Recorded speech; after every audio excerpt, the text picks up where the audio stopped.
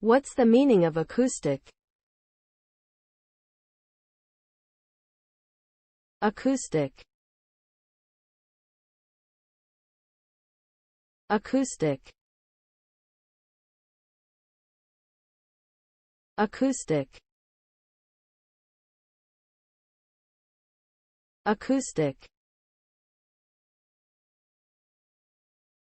Acoustic.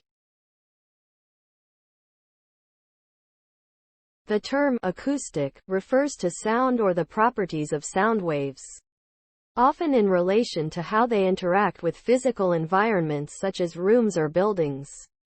When we talk about an acoustic guitar, for example, we mean that the sound produced by the guitar is created through the vibration of strings that resonate within the hollow body of the instrument. In general, the term acoustic is used to describe any sound that is not electronically amplified or processed. This can include natural sounds such as birdsong, as well as the noise produced by musical instruments and the human voice.